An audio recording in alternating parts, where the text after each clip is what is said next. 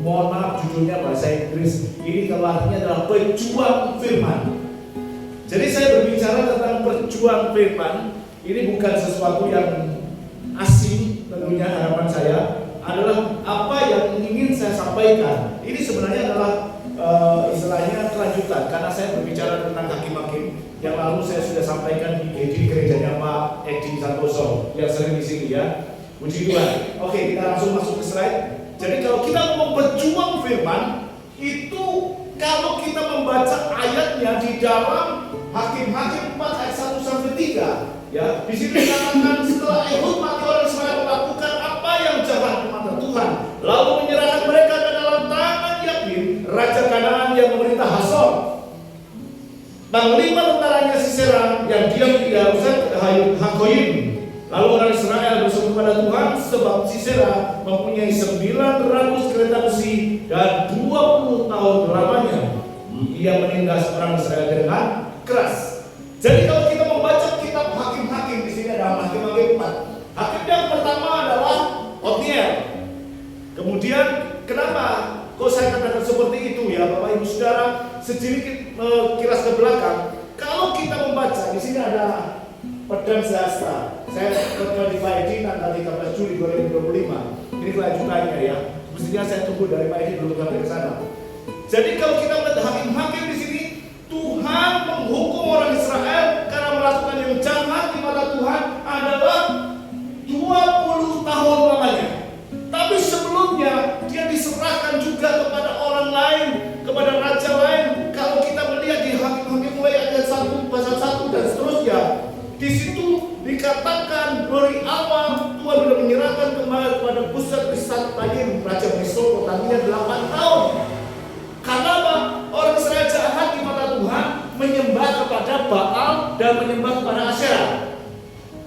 Akhirnya Tuhan serahkan kepada raja Mesopotamia, dijajah, ditindas 8 tahun. Kemudian ada yang datang, setelah itu Otniel mati. Mereka melakukan yang jahat lagi di mata Tuhan. Mereka melakukan hal yang tidak berkenan kepada Tuhan.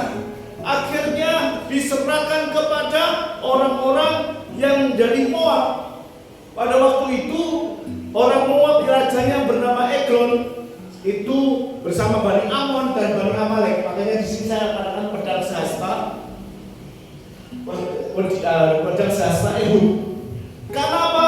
Ehudlah yang membebaskan bangsa Israel 18 tahun. Tetapi setelah Ehud mati ada Sanggar setelah satu kali berapa banyak, barulah kemudian kita masuk ke dalam Deborah. Di sini dikatakan dia dijajah 20 tahun.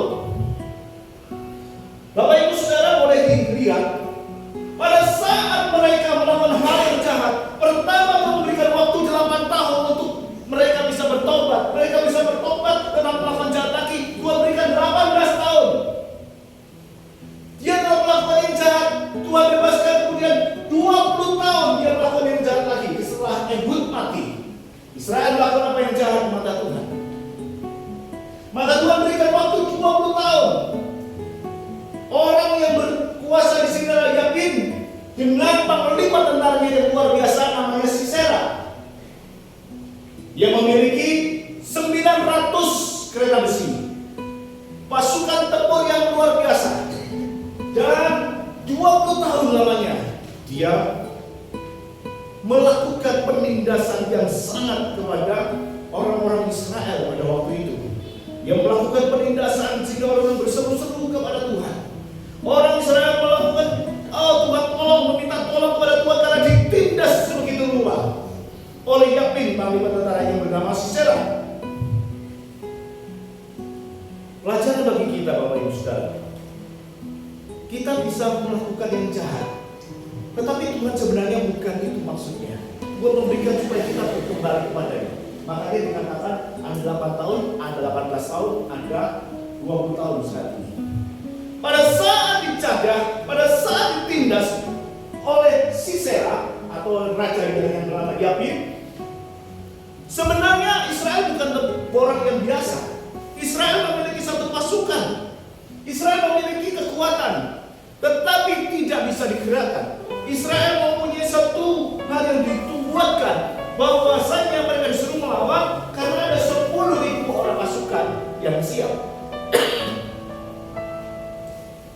Jadi kalau kita lihat di sini, next ya, bangsa Israel di bawah penindasan Sisera 20 tahun. Ya. Kemudian di Habakkuk 4 ayat 6 dikatakan dia memanggil Barak Ahinoam dari Kades di daerah Naftali. Lalu dia bertanya, bukankah Tuhan Allah Israel memerintahkan demikian, majulah, bergeraklah menuju Gunung Tabor dengan membawa 10.000 orang Bani Naftali dan Bani Zebulun bersama-sama dengan engkau. Jadi sebenarnya di dalam penindasan itu, di dalam penindasan Sisera, Allah itu sudah mempersiapkan. Allah sudah mempersiapkan pasukan dari Bani Naftali dan Bani Zebulun sebanyak 10.000 pasukan. Tetapi kenyataannya bangsa ini lumpuh. Mereka tahu punya kekuatan tapi mereka ketakutan. Bukannya Tuhan tidak ada, melainkan karena tidak ada pemimpin yang berani bangkit untuk memimpin mereka menuju kepada kebebasan. Ini yang terjadi. Bahwasanya pada saat mereka dijajah selama 20 tahun itu waktu yang cukup lama, waktu yang cukup panjang, dan pada waktu itu Tuhan sudah memberikan kekuatan berupa pasukan sebesar 10.000 orang. Ketangguhan 900 kereta kalau dikaitkan dengan 10.000 mungkin imbang. Tetapi yang menjadi pemenang sebenarnya adalah kuasa Allah, kekuatan Allah. Karena Allah yang memerintahkan mereka untuk berperang. Allah mempersiapkan Bani Naftali untuk berperang. Tetapi mereka takut. Mereka tidak berdaya. Ya. Mereka takut, mereka tidak berdaya. Mereka tidak bisa berbuat apa-apa. Oleh karena itulah kemudian Tuhan membangkitkan seorang pemimpin, seorang nabi yang besar yang bernama Deborah. Ya. Tuhan membangkitkan. Dia bukan dari garis keturunan prajurit, dia bukan dari keturunan raja, dia hanya seorang istri biasa, tetapi yang menjadi luar biasa karena dia mau mendengarkan suara Tuhan, mau mendengarkan suara Tuhan. Oleh karena itu kenapa saya katakan tadi, warrior of the word, bukan word dunia tapi word adalah firman. Dia menjadi pejuang firman. Kalau dikatakan permusuhan antara senjata Sisera dengan 900 kereta besi dan perkataan firman yang jauh, tetapi kenyataannya kuasa itu bukan ditentukan oleh banyaknya pasukan, oleh banyaknya peralatan yang dia miliki, tetapi karena kuasa Allah yang bekerja. Firman bersisir, ya. 10.000 orang itu sudah disiapkan dari Bani Naftali dan Bani Zebulun. Ibarat mereka sudah di medan perang dengan panas terik, ya, di medan perang. Kayak kalau kita melihat para Ayuda di medan perang itu sudah ada panas terik, ada debu yang banyak pasukan yang seperti itu, ada banyak hal di sana, sudah semangatnya, emosinya sudah menyala, tetapi mereka diam saja. Mereka menunggu ada satu orang yang bisa mengatakan, ayo maju. Lalu mereka bergerak, siap komandan. Tetapi kenyataannya mereka diam. Ya. Ada satu penelitian militer yang mengatakan pada saat pasukan itu sudah siap dengan pedang di tangan, dengan tombak atau dengan senjata apapun di tangan, mereka sudah dilatih dan seterusnya siap untuk maju dan mereka punya kemampuan yang luar biasa. Tetapi pada saat musuh tiba-tiba muncul, itu seperti freeze, seperti bengong. Dia nggak tahu berbuat apa. Padahal mereka sudah terlatih. Sampai suatu saat ada komandan mengatakan serang, lalu mereka akan menyerang. Sama seperti kita saat ini, dewasa ini, Bapak Ibu Saudara, di dalam kehidupan kita, orang-orang Kristen, kita silent, kita diam, kita memilih diam, kita memilih tidak mau bersaksi, kita memilih untuk tidak menyuarakan kesaksian kehidupan kita, kita memilih untuk tetap diam bagaikan bangsa Israel yang dia pada saat ada mereka siap bertempur. Padahal mereka tahu mereka memiliki pria-pria perkasa, orang yang pemberani, dan sejarah membuktikan bahwa Allah menyertai mereka di setiap perjalanan. Dan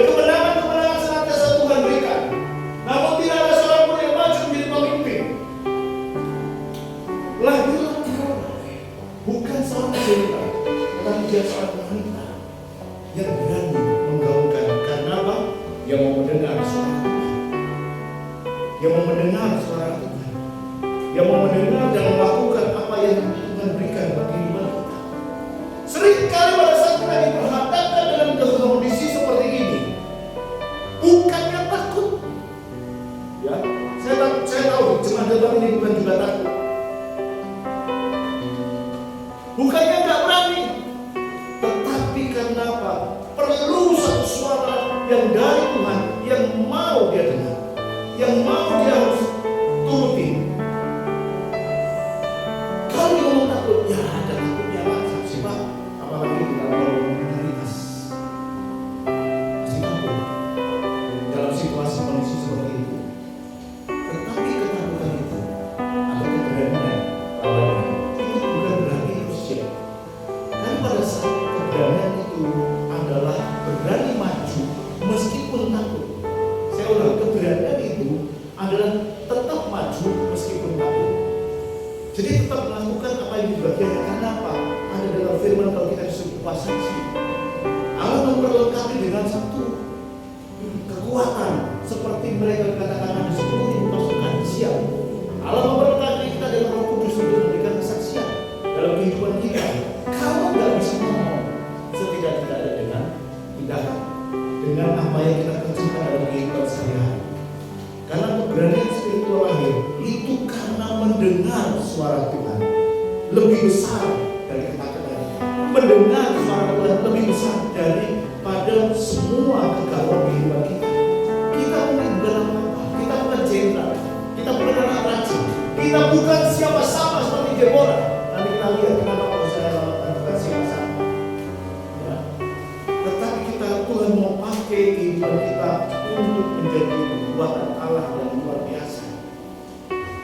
Mungkin iblis saat ini sedang mengolok kehidupan kita, ya.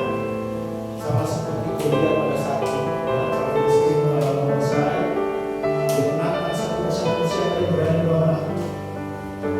Seperti singa yang mau Gideon, siapa yang berani melawan singa. Di sini juga dikatakan iblis bersenang-senang dan bertawa-tawa melihat anak-anak Tuhan tidak berani bersaksi. Iblis tertawa melihat anak Tuhan yang tidak berani bersaksi. Ibu dari 77 tahun, saya cukup mana mau juga sampai kapan Tuhan panggil aku mau tetap lain. 77 ya Bu, luar biasa.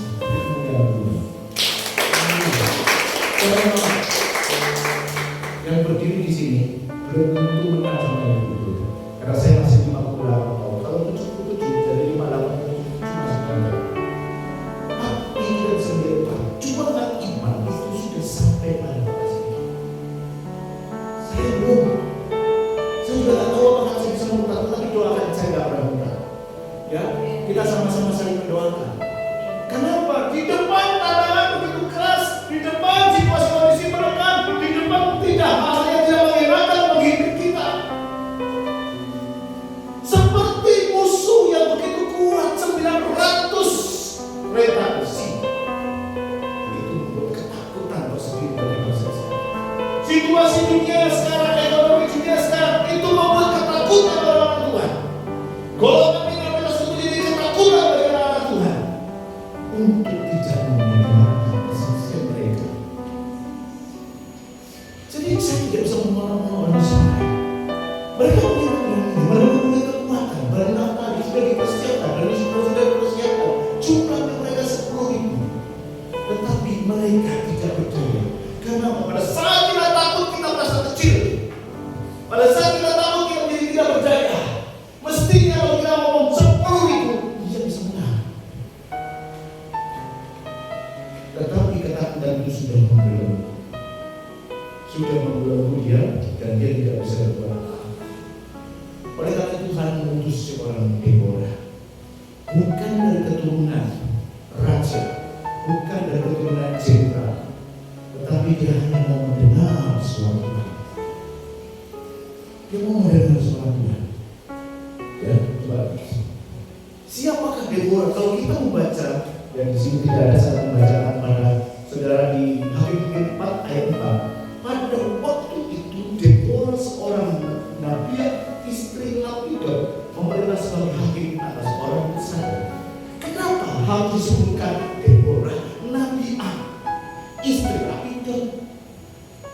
Karena pada saat itu bangsa Israel juga menganut asas patriarkal.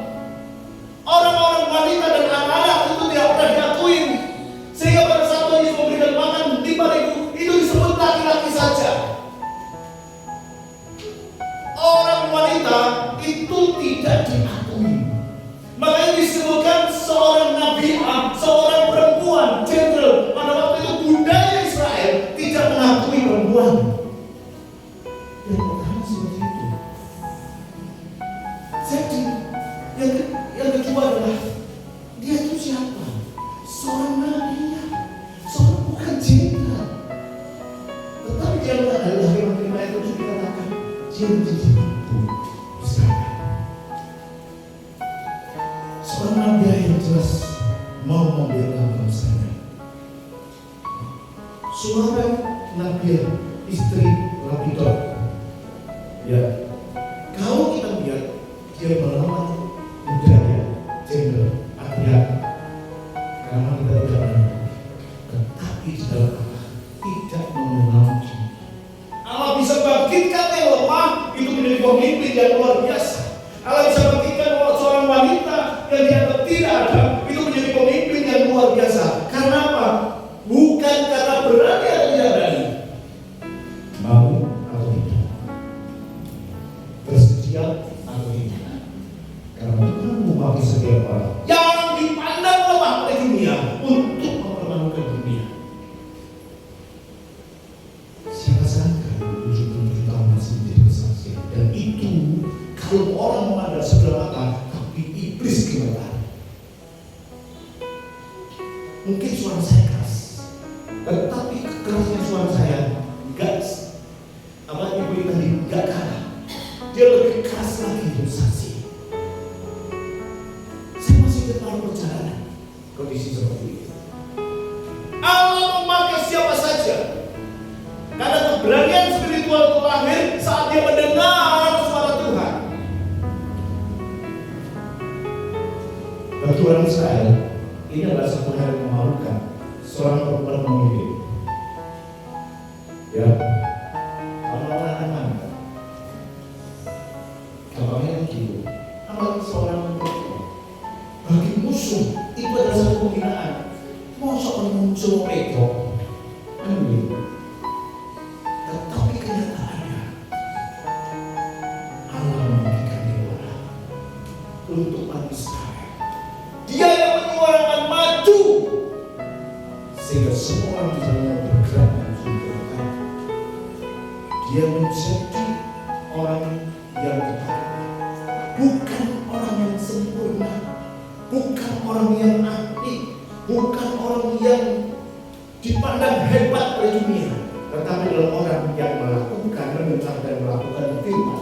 Itulah yang saya katakan sebagai barrier of the word. Amin.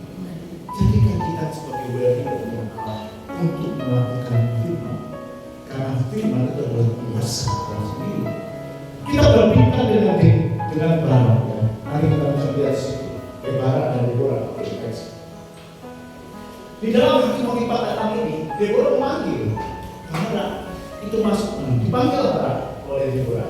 Yang menyuruh memanggil Barak bin Abiram dari Kades seorang Alutali, lalu berkata, bukankah Tuhan Allah Israel memerintahkan demikian, majulah bergeraklah menuju Gunung Tabor dengan membawa 10.000 orang Bani Naftali dan Bani Zebulun bersama-sama dengan engkau.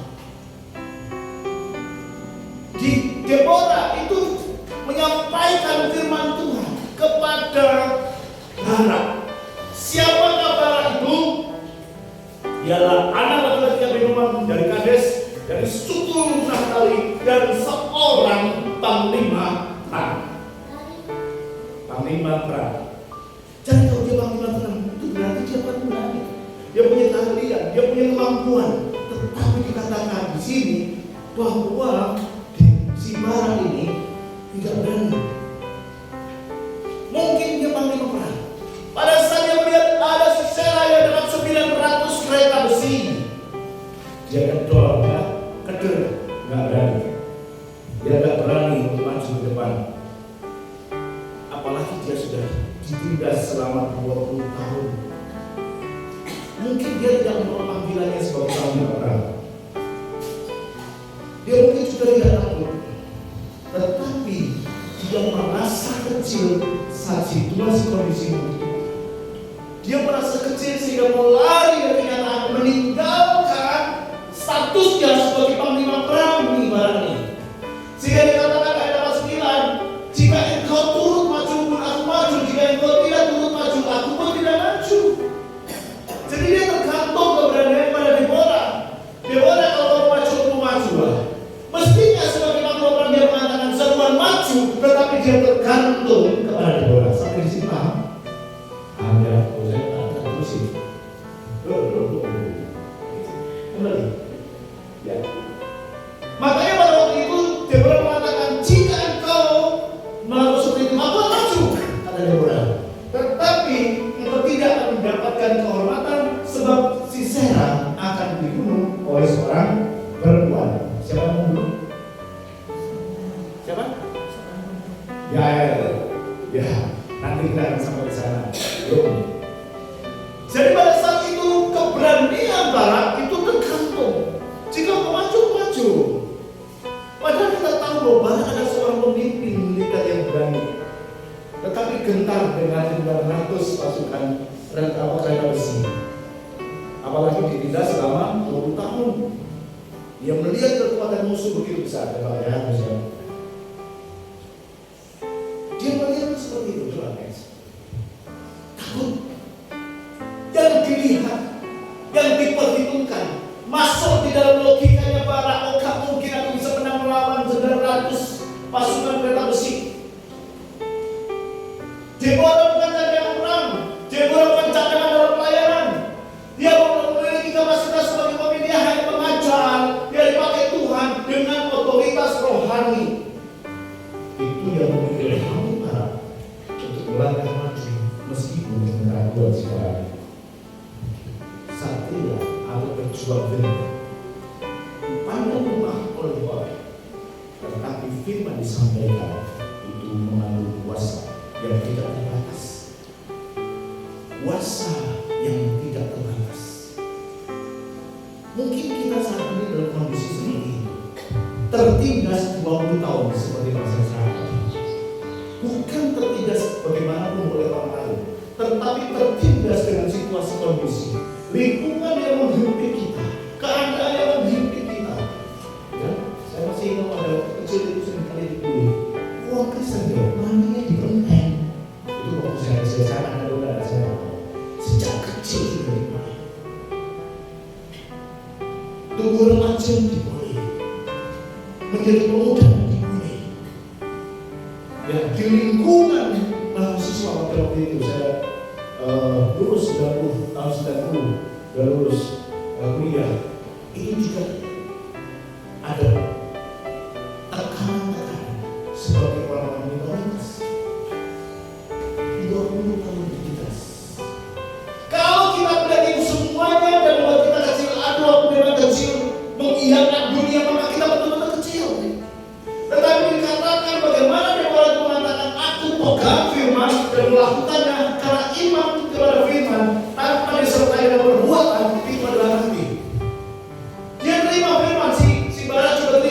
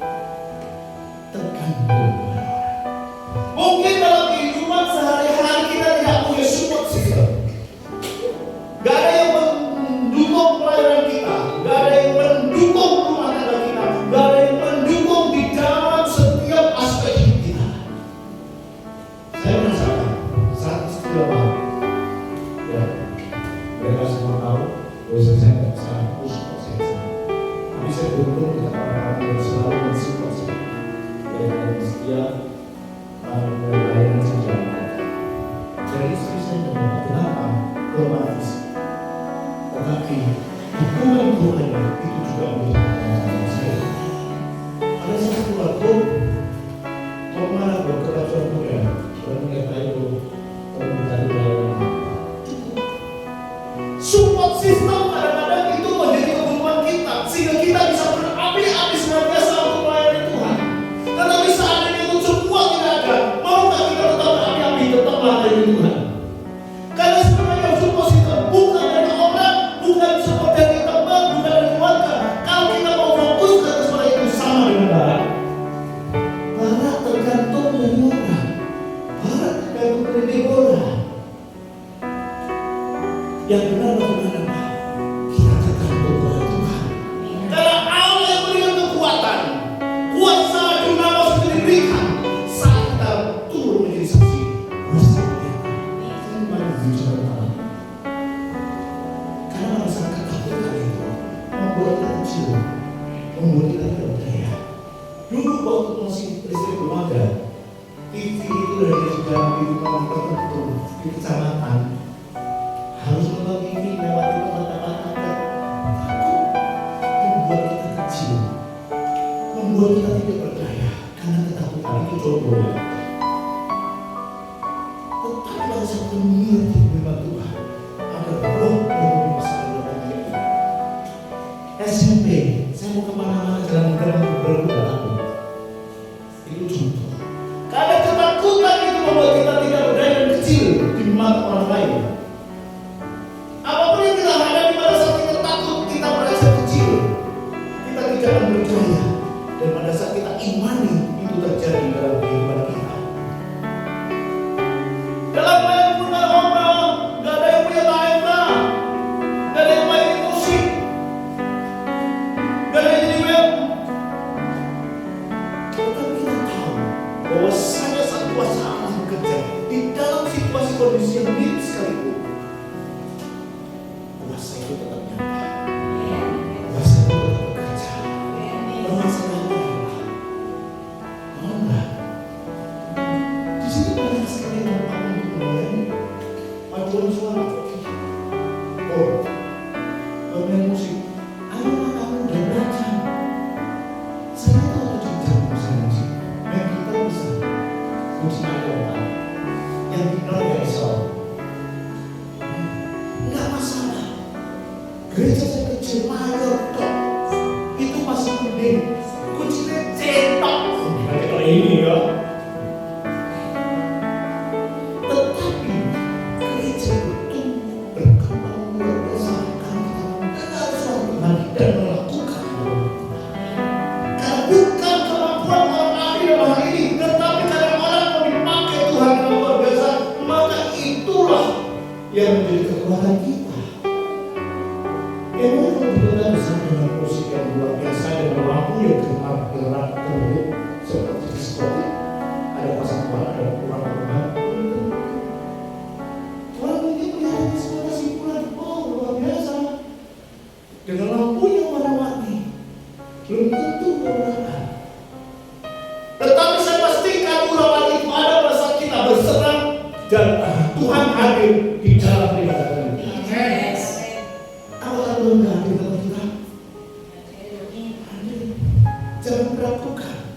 Jangan seperti Barak yang meragukan Allah, yang meragukan kekuatan Allah, maka dia mengatakan dia adalah kecil.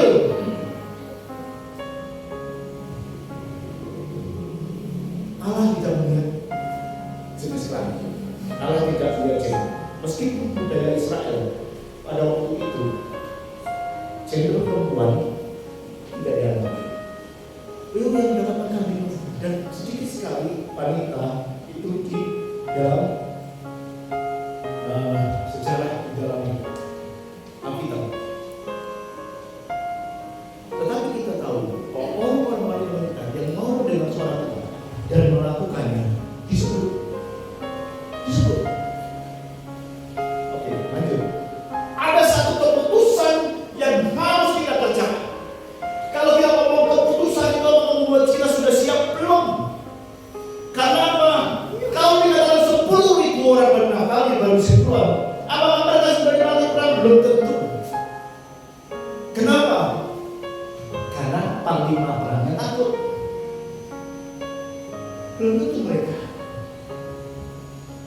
Tetapi keputusan itu lahir karena mendengar firman Allah. Dikatakan di dalam Habakkuk 4:14, lalu dikatakan kepada bersiaplah sebab inilah harinya Tuhan menyerahkan sisir dalam tanganmu. Bukankah Tuhan telah maju di depan engkau dan turunlah barat dari gunung Tabor dan 10.000 orang mengikuti dia. Tuhan tidak membuat kita menunggu kita siap. Tuhan tidak menunggu keputusanmu. Tuhan tidak menunggu seseorang memanggil aku siap untuk dipakai Tuhan. Tuhan tidak menunggu engkau punya kemampuan. Tuhan tidak menunggu engkau berhasil dulu. Tuhan hanya menunggu kata-katamu, aku siap Tuhan. Kemudian saya bagian dari sebelum dalam kehidupan saya sangat kemarin mengatakan berangkat, kita selalu siap. Gak pernah namanya prajurit malam setol ujungnya mau main dong. Nggak ada. Tuhan, adikku lagi ujian, nggak ada.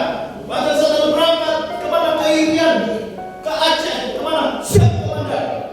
Istrinya hamil 2, siap komandan. Tuhan tidak menunggu kesiapannya untuk melayani Tuhan.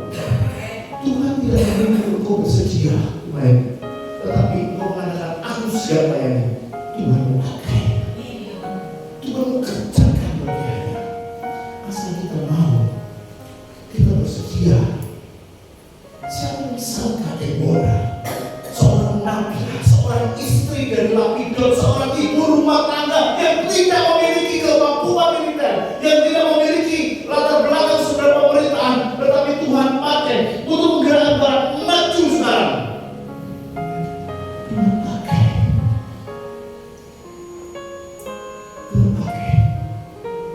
Kalau kita lihat di sini, ya, hakim-hakim ini mengatakan bahwasanya di ayat 14 ya, dikatakan di dalam perjanjian itu bersiaplah, dikatakan bersiaplah. Tapi dalam terjemahan lain, saya sudah catat di sini, majulah di dalam terjemahan lama. Terima kasih. Majulah. Saya kalau firman itu selalu berasa. Memang itu caranya dari dulu, tidak berubah, tidak berubah. Dalam terjemahan katakan majulah, dalam perjanjian katakan berangkatlah, bangkitlah. Itu semua mengandung kata perintah, semua mengandung kata perintah dan tidak ada untuk penundaan. Sehingga saya katakan, Deborah tidak mengatakan kumpulkan untuk kepadaku ya, atau tunggu ya situasi aman dulu ya, jangan bergerak dulu ya, atau tunggu mentalmu belum siap. Tidak. Tuhan mengatakan sekarang berangkat, dia harus berangkat, tidak menunggu kesiapan kita. Dia harus menunggu keputusan kita untuk siap laksanakan Tuhan. Hari dengan 5:31 demikian akan binasa segala musuh ya Tuhan. Tapi orang masih akan bagaikan matahari terbit dari kemegahannya. Deborah bukan orang terbaik.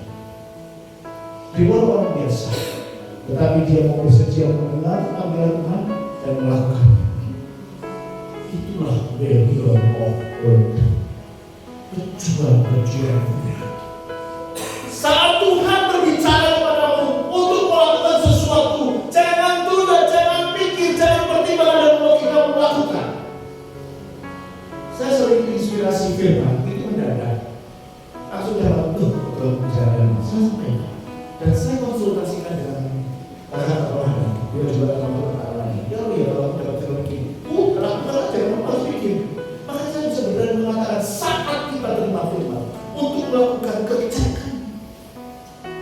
Kita belajar firman dengan taat, bukan hanya belajar mendengar, tetapi belajar untuk melakukannya. Karena pada saat kita taat, ada kemenangan yang Tuhan berikan yang luar biasa. Karena firman, kita mendengar firman itu menimbulkan iman, dan iman tanpa disertai dengan perbuatan pada dasarnya adalah mati. Jadi sekarang Bapak Ibu Saudara, Ayo kita buat terobosan iman, kebangkitan iman. Meskipun di tengah-tengah penderitaan, meskipun di tengah-tengah kekacauan dunia ini, kita akan buat terobosan iman. Dan kita lihat bahwa itu menjadi pahlawan iman.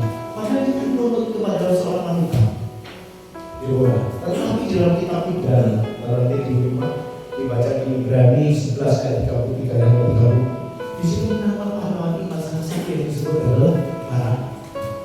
Dia pahlawan iman yang menang. Tetapi kalau kita melihat di situ manusia seringkali seperti itu. Saat ada pemimpin taat, ada hakim-hakim yang taat, yang mati, berontak, menyembah Baal Asyera. Akhirnya Ehud menang lagi, dia taat. Ada saat Ehud mati, dia menyembah lagi untuk melakukan hal yang jahat sehingga mereka diperintahkan oleh Sisera. Tak lama waktu yang diperlukan untuk mendidik para orang Israel ini. Ya. Oleh karena itu, jangan kita menjadi orang Israel rohani yang jahat di mata kita. Jangan jadi orang Israel rohani yang jahat di mata kita. Mungkin sebagian orang yang bekerja, kenapa ibu rohani sekali? Kalau di gereja Pak penyembahnya Pak, malaikat aja takut. Itu ya luar biasa kalau sudah angkat tangan itu wajib luar biasa.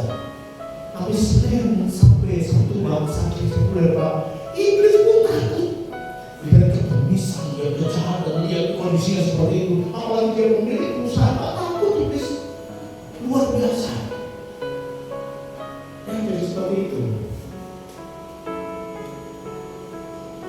Makanya kenapa seorang teolog barat ini bisa mengatakan yang coba Israel sebagai manusia dalam kitab Hakim mendapatkan perbedaan antara reformasi agama dan kebangunan rohani.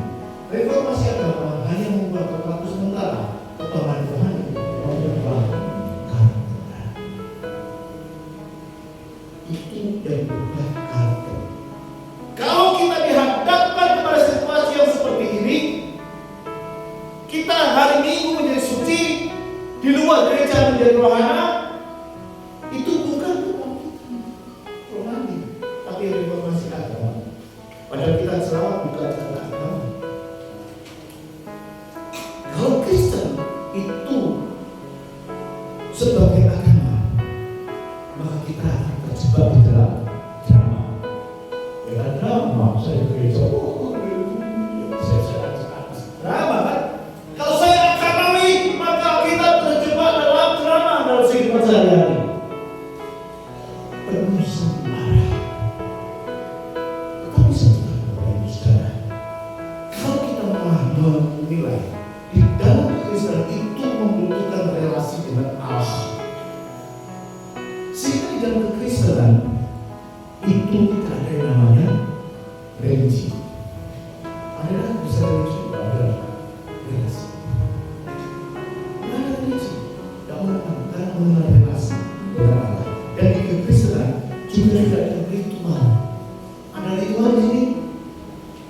Ritual. Mungkin ritual baru.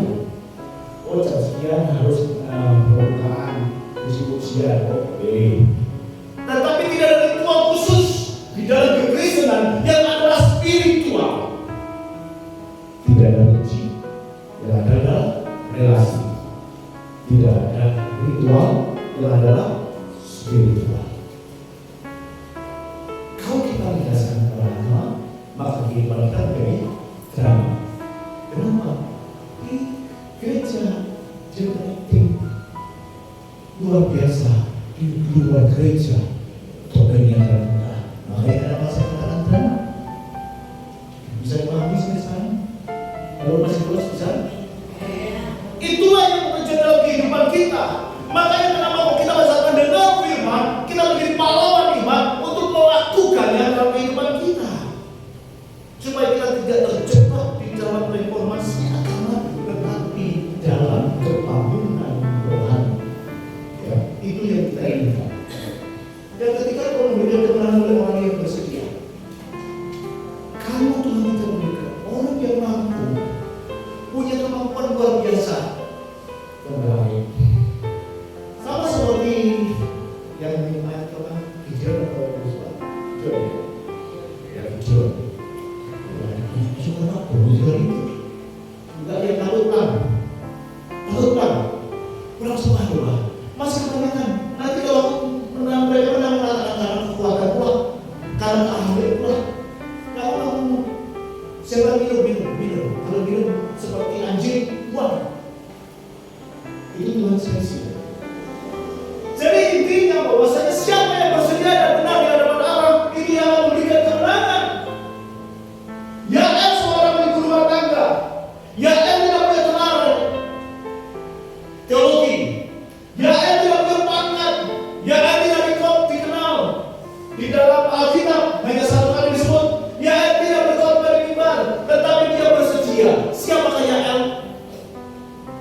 Dialah yang membunuh Sisera.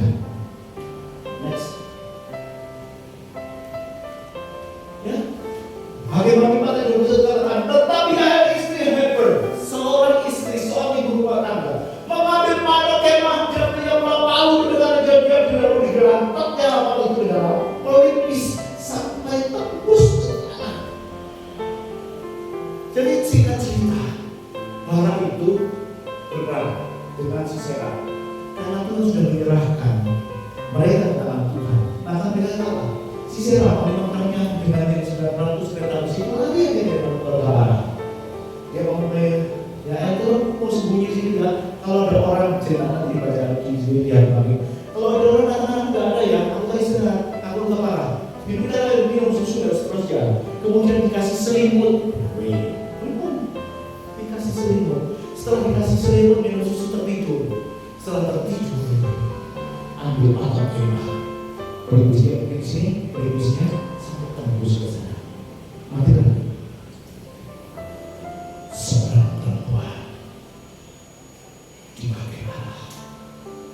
Seorang yang tidak berdaya dipakai Allah. Seorang ibu rumah tangga dipakai Allah. Karena Allah berani melangkah. Di sini dikatakan kesediaan itu lebih besar daripada kemampuan. Kalau kita punya kemampuan tetapi tidak bersedia, percuma. Jadi kesediaan itu lebih besar dari kemampuan. Saudara mengatakan aku nggak bisa Pak, aku nggak mampu kemampuan Pak, tetapi saudara bersedia, itu luar biasa. Amin. Usia juga tidak membutuhkan, karena Tuhan mau pakai siapa saja, bahkan apapun yang dipandang dunia ini lemah, Tuhan pakai. Asal sedia. Pada saat kita bersedia, maka Tuhan itu akan bekerja. Karena Tuhan tahu kita lemah dan tidak berdaya. Hanya mengandalkan Tuhan, hanya bergantung sepenuhnya pada Tuhan. Pada saat orang sudah seperti itu, Tuhan akan bekerja. Saat kita sudah bersedia, Tuhan akan. Pada saat kita mulai melangkah, pada saat kita mulai bangkit, oh ya, berdiri dulu, maka kuasa Allah turun. Saat itu melangkah, pintu Tuhan terbuka. Tergantung kita bersedia enggak? Kalau sudah bersedia tak cuma dulu, ya Pak saya mau, tapi tetap duduk percuma. Harus bangkit. Pada saat bangkit percuma, harus melangkah. Pada saat itu sempurna, Tuhan memberikan kemenangan dengan caranya yang tidak terduga.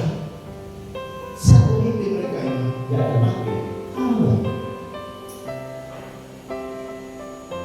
Dan kehidupan kita sehari-hari juga seperti itu. Mau gak kita mendengar? Ada sesuatu yang diberikan dalam kehidupan kita. Kemenangan itu bisa kita terima. Kelihatan tak? Kelihatan ya. Jadi kalau kita mau mendengar suara Tuhan lebih besar dari kata-kata kita, lebih peka daripada opini manusia, dari pendapat manusia. Karena pada saat kita melihat pendapat manusia, oh nggak mungkin, pendapat manusia oh begini, oh gitu. Kalau kita mendengar suara manusia, jadi kita harus mendengar suara Tuhan lebih dari opini manusia. Ya, ini dikatakan disiplin rohani seperti waktu berdoa dengan ratu, membaca firman, mencari hadiratnya. Ada satu koneksi, ada satu relasi, bukan religi. Saat dekat seperti itu, ada koneksi, maka Tuhan bicara. Pada saat Tuhan bicara disampaikan, maka Bapak juga bekerja. Deborah saat berbicara, maka dapat yang lain sudah mendapatkan iman di situ. Berani mengatakan kebenaran meskipun tidak populer. Ini berarti berdiri dalam integritas, berbagi iman dan membela yang benar tanpa takut cemooh. Dalam lingkungan sekuler, seringkali kita orang tidak berani saudara. Ada tahu orang itu tidak bertuah. Dewasa ini seperti itu. Dunia ini seperti itu. Kadang-kadang sebagai orang seringkali kita seperti itu. Takut untuk menyuarakan kebenaran. Kemudian kita berani bertindak itu mengambil keputusan yang tepat, melangkah dalam keputusan iman yang benar. Maka kita akan menjadi berjuang iman. Karena seruan berjuang itu sudah diserahkan lagi, sekali sudah disampaikan. Sekarang Tuhan memberikan kepada kita semua. Dikatakan bangunlah, bangunlah Deborah, bangunlah jadilah satu nyanyian, bangkitlah Barak dan kirimlah kabarmu, hai anak Abinoam. Ini adalah nyanyian peperangan dan bukan sejarah, namun ini adalah panggilan generasi. Tuhan tidak butuh orang yang hadir menonton. Gereja tidak butuh orang yang hadir menonton. Gereja butuh seorang pejuang. Bangsa ini tidak butuh orang baik. Bangsa ini butuh orang yang berani. Keluarga kita tidak butuh nasihat. Keluarga kita butuh pemimpin yang bangkit. Jangan jadi penonton. Penonton pasti kita lihat. Pasti. Wah, kita tidak bisa menonton. Dan dia sendiri juga tidak bisa menonton. Penonton seperti kita. Hanya dalam menunjuk. Tapi kan kita melakukannya. Kita bukan mungkin Tuhan mau tidak. Tetapi sasaran. Karena gereja tidak butuh penonton. Jangan jadi penonton. Jadilah penonton. Ada banyak pelayanan yang masih kosong. Kalau mau gereja ini penuh maju. Ada kegerakan rohani terjadi di tempat ini. Jadilah pelayan, bukan penonton. Tuhan mau kita semua mendengar. Meskipun kita mendengar bukan langsung dari Tuhan, melalui Bapak Gembala, melalui penatuan seperti ini, dengar dan lakukan. Timotius itu menyampaikan seorang pendeta pengkhotbah betul atau apologetik Kristen. Dia menyampaikan bahwa iman itu mendengar suara Tuhan. Di dalam setiap tahap kehidupan dan dalam segala keadaan, mencari kebenaran di setiap saat meskipun kita di persimpangan jalan. Iman Anda tetap menunjukkan keberanian dalam menghadapi tantangan yang secara besar manusia, tetap mengandalkan kekuatan Tuhan yang tidak terbatas. Iman itu juga tidak mencari kehormatan diri, semata-mata hanya memuliakan Tuhan, mengatakan setiap pujian dan kemuliaan hanya kepada-Nya. Jadi pada saat kita sudah melangkah, bersedia, bangkit, melangkah, ada tindakan, tanpa iman, itu tetap tetap mendengar suara Tuhan, itu tetap menunjukkan keberanian meskipun takut tetap masuk. Aku takut di dalam profesi saya, selama kita yang dalam tahun bekerja, saya sering kali cuma hadapkan kalau demonstrasi, bukan manusia. Itu Tuhan, kadang-kadang itu lautan manusia di alun-alun. Saya pernah menjabat 2 kali periode bekerja di Dewan Pemahaman. Saya berapa sekali di demo sana, berapa sekali di demo. Aku gak takut, kalau menghadapi masalah dari warga setempat, aku gak takut. Tetapi tetap melangkah meskipun itulah kalau mau takut. Tapi bagaimana kalau kita menyandarkan kepada Tuhan dengan suara Tuhan melangkah? Ya harus melangkah meskipun takut. Itu yang Tuhan kehendaki dalam kehidupan kita. Oleh Tuhan kita menjadi pejuang dari Tuhan, menjadi pejuang dari firman. Kalau kita melihat iman tetap menjadi di sini. Firman Tuhan. Siapa yang takut menghadapi 900 generasi sisi? Karena punya perhitungan dalam hal. Dia tahu 900 kereta itu wah luar biasa kalau gitu. Kalau sekarang dikatakan, perhitungan mungkin alusita kita luar biasa. Atau kita dari sopir luar biasa. Itu menghadapi itu dia takut. Tapi kalau Tuhan tidak ada yang sama, ya. Kalau Tuhan yang memberikan instruksi, maka Barak maju. Tuhan yang menggerakkan Sisera untuk datang ke Kison, dan Tuhan yang menggerakkan Gael untuk membunuh dengan cara mematah dengan pelipis. Kan tidak ada senjata. Dalam kemah tidak ada senjata, yang ada apa sama palu. Apa yang ada? Maka membunuh Sisera. Jadi kalau kita melihat di sini, bahwa sebenarnya pahlawannya adalah Tuhan sendiri yang menjadi pahlawan kita. Seringkali kita takut karena apa? Ada banyak dosa dalam kehidupan kita, sehingga kita merasa dan dosa. Apalagi untuk memulihkan diri mau kasih kita yang salah, atau kita pernah melakukan sesuatu yang besar yang membangun Allah, sehingga intimidasi dari dosa itu senantiasa mengintai kita dan tidak menjadikan kita sebagai tujuan.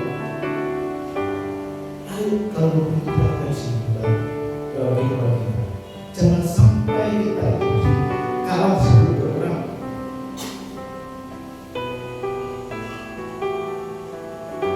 Kita merasa kecewa, kita tidak bahagia, merasa takut, kita dalam keluarga yang miskin. Kita bahagia di keluarga yang bagus itu betul-betul. Oh, tak usah jauh-jauh lah. Kenapa sih kok gak lahir di keluarga si A yang kaya yang kita mungkin? Dan itu rahasia Tuhan, karena Tuhan tempatkan saya di keluarga ini. Atau kalau saya secara pribadi, kenapa istri saya harus sakit? 4 tahun istri saya sakit. Tidak ada support system misalnya seperti itu. Tapi kenapa itu sama orang lain untuk support system? Kondisi seperti itu, kalau kita sesali terus, itu adalah anak dari kuasa-kuasa Tuhan yang menjadi. Tetapi harus selamat. Karena apa? Karena Allah mempunyai rencana dalam kehidupan kita. Ya, dengan mengatakan aku punya rancangan-rancangan yang dapat kamu. Rancanganku itu akan aku lakukan, yaitu untuk memberikan hari depan yang penuh dengan harapan. Jadi kita tidak perlu melihat situasi kondisi yang menekan kehidupan kita, tidak perlu melihat ekonomi kita, tidak perlu melihat bahwa kita sebagai PHK dan lain-lain. Kita harus ingat senantiasa janjinya yang setia dalam kehidupan. Oleh karena itu bangkitlah untuk menjadi barrier of word dan terakhir saya, menjadi pejuang iman dalam kehidupan rohani bagi orang yang memiliki potensi besar dan keberanian, namun seringkali mereka memiliki suara lain yang salah. Seringkali saat kita bersaudara pakai GPS, yang sering pakai GPS, saya seringkali nggak pakai kalau di Surabaya karena gampang pakai sama kelihatan. Jadi kalau belok kiri Pak, belum ada belokannya, belok kanan, itu orang diukur semua orang semua belok. Seringkali kan begitu kan? Saya seringkali tersesat dari berita ke malah tersesat masuk hutan-hutan dan jalan kecil dalam kehidupan kita. Kalau kita sering mendengarkan suara-suara yang salah, GPS yang salah, kita akan tersesat. GPS yang salah itu apa? Opini kita, pikiran kita sendiri. Oh jangan-jangan begini, oh jangan-jangan begini, oh jangan-jangan begini, oh jangan begini, oh jangan begini. Itu pikiran kita sendiri. GPS yang salah adalah trauma masa lalu dalam kehidupan kita. GPS yang salah ke media. Wow, mau ke sekarang, mau sekarang ada pesawat di bawah. Saya mau ke sekarang tahun 2019 sebelum COVID itu ada pesawat yang ditembak jantung pesawat itu udah aku. Itu contoh. Kalau kita mendengarkan GPS yang salah, maka kita akan tersesat. Oleh karena itu GPS kita adalah kebenaran firman Allah yang tidak mungkin menyesatkan kita, tetapi yang membawa kita dari jalan dunia ini yang kanan kepada jalan menuju surga.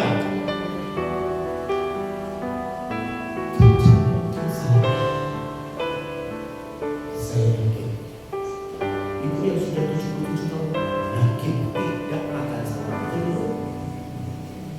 Kenapa bisa bertahan sampai 77 tahun? Karena yakin bahwa jalan yang saya tempuh tidak salah. Tidak mendengar opini manusia, tidak mendengar apa kata orang lain, tetapi yang didengar adalah firman, menjadi barrier of word, menjadi pejuang firman. Kita harus bangkit untuk mendengar suara, tidak melihat Yesus. Apapun yang terjadi, saya nunggu sini juga masuk ke dalam orang musik. Kita mendengar suara Tuhan saja.